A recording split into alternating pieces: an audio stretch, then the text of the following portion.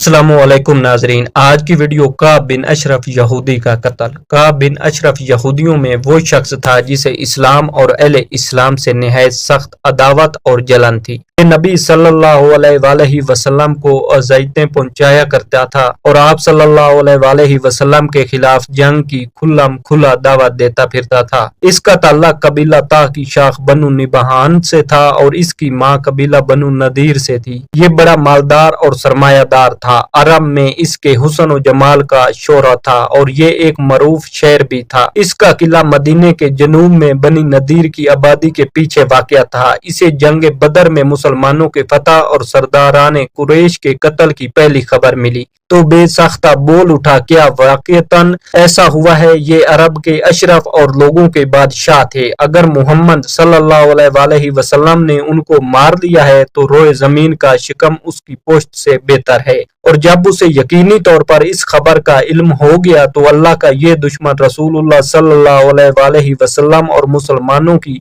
हुजू और दुश्मनाने इस्लाम के मदा सराय पर उतर आया और उन्हें मुसलमानों के खिलाफ भड़काने लगा। उससे भी इसके जज्बात आसूदा ना हुए तो सवार होकर कुरैश के पास पहुंचा और मतलब बिन अब्बी वदाह समी का मेहमान हुआ। फिर मुशरिकीन की गैरत भड़काने, उनकी आतिश इंतकाम तेज करने और उन्हें नबी सल्लल्लाहु अलैहि वसल्लम के खिलाफ आमादा जंग करने के लिए अशार कह कर उन सरदारान कुरैश का नूह मातम शुरू कर दिया, जिन्हें मैदान बदर में कत्ल किए जाने के बाद कुएं में फेंक दिया गया था। मक्का में इसकी मौजूदगी के दौरान अबू सुफियान और मुशरिकीन ने इससे दरियाफ्त किया कि हमारा दीन तुम्हारे नजदीक ज्यादा पसंदीदा या मोहम्मद सल्लल्लाहु अलैहि वसल्लम और उसके साथियों का, और दोनों में से कौन सा फरीक ज्यादा हिदायत याफ्ता है? काब बिन अशरफ ने कहा, तुम लोग उनसे ज्यादा हिदायत याफ्ता और अफजल हो। इसी सिलसिले में अल्लाह ताला ने ये आयत नाजिल फरमाई, तुमने उन्हें नहीं देखा जिन्हें किताब का एक हिस्सा दिया गया है कि वो जुब्बत और तागुत पर ईमान रखते हैं और काफरों के मुतल्लिक कहते हैं कि ये लोग मोमनों से बढ़कर हिदायत याफ्ता हैं। काब बिन अशरफ ये सब कुछ करके मदीना वापस आया तो यहाँ आकर सहाबा कराम रज़ी अल्लाह ताला अन्हो की औरतों के बारे में वाहियात अशार कहने शुरू किए और अपनी जबान दराजी और बदगोई के जरिए सख्त अजियत पहुंचाई। इसने अपनी खबीस तबीयत की बिना पर उसी पर उक्तफा नहीं किया बल्कि हजूर सल्लल्लाहु अलैहि वसल्लम की उजवा में भी अशार कहने लगे। यही हालात थे जिनसे तंग आकर रसूलुल्लाह सल्लल्लाहु अलैहि वसल्लम ने फरमाया, कौन है जो काब बिन अशरफ से निमटे, क्योंकि उसने अल्लाह और उसके रसूल सल्लल्लाहु अलैहि वसल्लम को अजियत दी है। उसके जवाब में मोहम्मद बिन मुसलमा, अब्बाद बिन बशर, अबू नैला जिनका नाम सलकान बिन सलामा था और जो काब के रजाई भाई थे, हारिस बिन औस और अबू अब्बास बिन जब्बर रज़ी अल्लाह ताला अन्हो ने अपनी खिदमत पेश की। इस मुख्तसर सी कंपनी के कमांडर मोहम्मद बिन मुसलमा रज़ी अल्लाह ताला अन्हो थे। मोहम्मद बिन मुसलमा रज़ी अल्लाह ताला अन्हो ने आप सल्लल्लाहु अलैहि वसल्लम से इजाजत मांगी कि वो हिकमत अमली के तहत आप सल्लल्लाहु अलैहि वसल्लम के मुतल्लिक काब बिन अशरफ से कुछ ऐसा कह सकें कि जिसकी मदद से उसे फंसाया जा सके।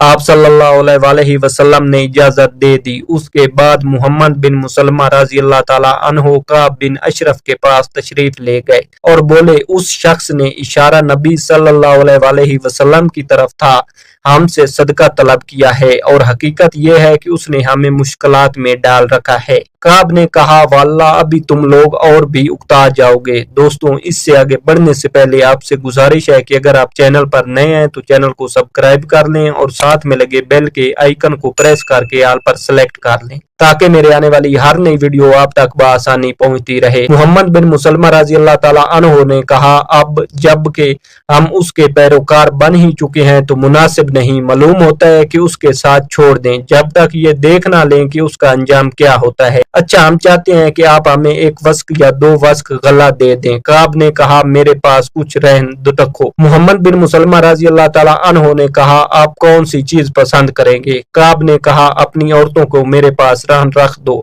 محمد بن مسلمہ رضی اللہ تعالیٰ عنہ نے کہا بھلا ہم اپنی عورتیں آپ کے پاس کیسے رہن رکھ دیں جبکہ آپ عرب کے سب سے زیادہ خوبصورت انسان ہیں؟ اس نے کہا تو پھر اپنے بیٹوں ہی کو رہن رکھ دو۔ محمد بن مسلمہ رضی اللہ تعالیٰ عنہ نے کہا ہم اپنے بیٹوں کو کیسے رہن رکھ دیں؟ اگر ایسا ہو گیا تو انہیں گالی دی جائے گی کہ یہ ایک واسق یا دو واسق کے بدلے رہن رکھا گیا تھا، یہ ہمارے لیے عار کی بات ہے، البتہ ہم آپ کے پاس ہتھیار رہن رکھ سکتے ہیں۔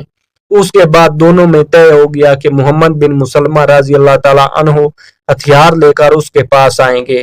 ادھر ابو نیلہ رضی اللہ تعالیٰ عنہ نے بھی اسی طرح کا اقدام کیا، یعنی کعب بن اشرف کے پاس آئے، کچھ دیر ادھر ادھر کے اشعار سنتے سناتے رہے، پھر بولیے بھائی ابن اشرف میں ایک ضرورت سے آیا ہوں، اسی ذکر کرنا چاہتا ہوں لیکن اسے آپ ذرا صغیرہ راز ہی میں رکھیں گے۔ کعب نے کہا ٹھیک ہے میں ایسا ہی کروں گا۔ ابو نیلہ رضی اللہ تعالیٰ عنہ نے کہا بھائی اس شخص اشارہ نبی صلی اللہ علیہ وسلم کی طرف تھا کہ آمن تو ہمارے لیے آزمائش بن گئی ہے، سردار عرب ہمارا دشمن ہو گیا ہے، سب نے ہمارے خلاف اتحاد کر لیا ہے، ہماری راہیں بند ہو گئی ہیں، اہل و عیال برباد ہو رہے ہیں، جانوں پر بن آئی ہے، ہم اور ہمارے بال بچے مشقتوں سے چور چور ہیں۔ اس کے بعد انہوں نے بھی کچھ اس ڈھنگ کی گفتگو کی جیسی محمد بن مسلمہ رضی اللہ تعالیٰ عنہ نے کی تھی۔ دوران گفتگو ابو نیلہ رضی اللہ تعالیٰ عنہ نے بھی کہا کہ میرے کچھ رفقا ہیں جن کی خیالات بھی بالکل میرے ہی جیسے ہیں، انہیں بھی آپ کے پاس لانا چاہتا ہوں، آپ ان کے ہاتھ بھی کچھ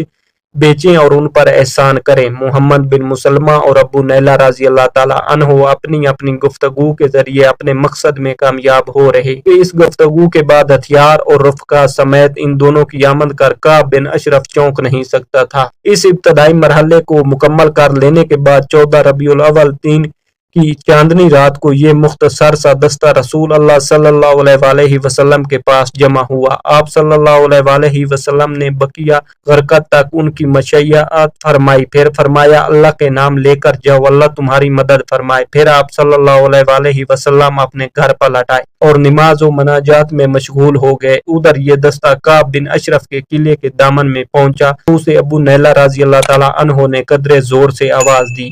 آواز سن کر وہ ان کے پاس آنے کے لیے اٹھا تو اس کی بیوی نے جو ابھی نئی نویلی دلہن تھی کہا اس وقت کہاں جا رہے ہیں؟ میں ایسی آواز سن رہی ہوں جس سے گویا خون ٹپک رہا ہے۔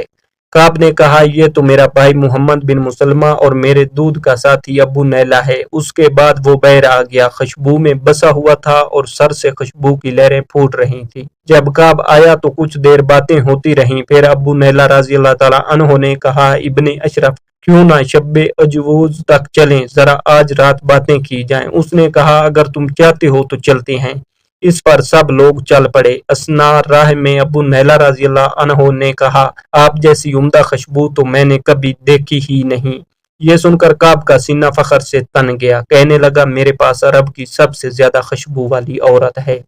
ابو نیلہ رضی اللہ تعالیٰ عنہ نے کہا اجازت ہو تو ذرا آپ کا سر سونگ لوں؟ وہ بولا ہاں ہاں۔ ابو نیلہ رضی اللہ عنہ نے اس کے سر میں اپنا ہاتھ ڈالا، پھر خود بھی سونگا اور ساتھیوں کو بھی سونگوایا۔ کچھ اور چلے تو ابو نیلہ رضی اللہ عنہ نے کہا بھائی ایک بار اور؟ کعب نے کہا ہاں ہاں۔ ابو نیلہ رضی اللہ عنہ نے پھر وہی حرکت کی یہاں تک کہ وہ مطمئن ہو گیا۔ اس کے بعد کچھ اور چلے تو ابو نیلہ رضی اللہ عنہ نے پھر کہا بھائی ایک بار اور؟ اس نے کہا ٹھیک ہے۔ اب کی بار ابو نیلہ رضی اللہ عنہ نے اس کے سر میں ہاتھ ڈال کر ذرا اچھی طرح پکڑ لیا تو وہ بولے لے لو اللہ کے اس دشمن کو۔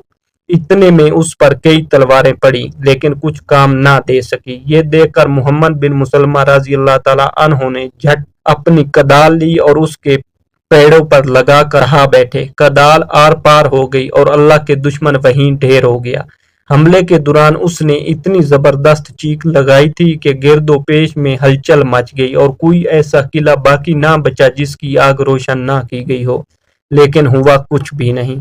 کارروائی کے دوران حضرت حارث بن اوس رضی اللہ عنہ کو بعض ساتھیوں کی تلواروں کی نوک لگ گئی تھی جس سے وہ زخمی ہو گئے تھے اور ان کے جسم سے خون بہہ رہا تھا۔ چنانچہ واپسی میں انہیں اٹھا لیا اور بقی غرقت پہنچ کر اس زور کا نعرہ لگایا کہ رسول اللہ صلی اللہ علیہ وسلم کو بھی سنائی پڑا۔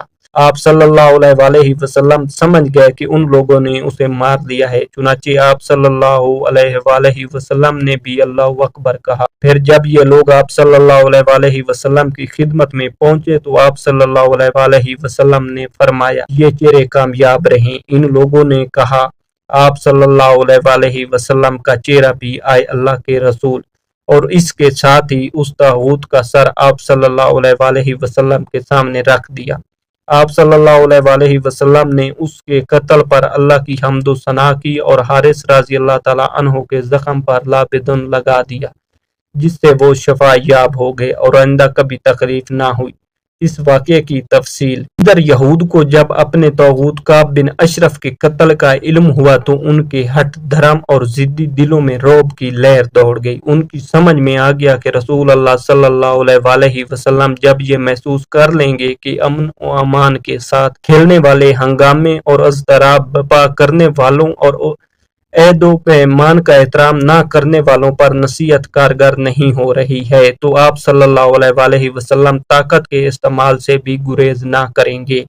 اس لیے انہوں نے اپنے اس طاغوت کے قتل پر چوں نہ کیا، بلکہ ایک دم سجدے پڑے رہے۔ اس طرح ایک مدت تک کے لیے رسول اللہ صلی اللہ علیہ وسلم بیرون مدینہ سے پیش آنے والے متوقع خطرات کا سامنا کرنے کے لیے فارغ ہو گئے، اور مسلمان ان بہت سی اندرونی مشکلات کے بارگاہ سے سبکدوش ہو گئے جن کا اندیشہ انہیں محسوس ہو رہا تھا اور جن کی بو وقتاً فوقتاً وہ سونگتے رہتے تھے۔ امید ہے آپ کو آج کی ویڈیو پسند آئی ہوگی۔ اگر ویڈیو اچھی لگے تو ویڈیو کو لائک اور چینل کو سبسکرائب کر لیں۔ ملتے ہیں اگلی ویڈیو میں، دعاؤں میں یاد رکھیے گا، تب تک کے لیے اللہ حافظ۔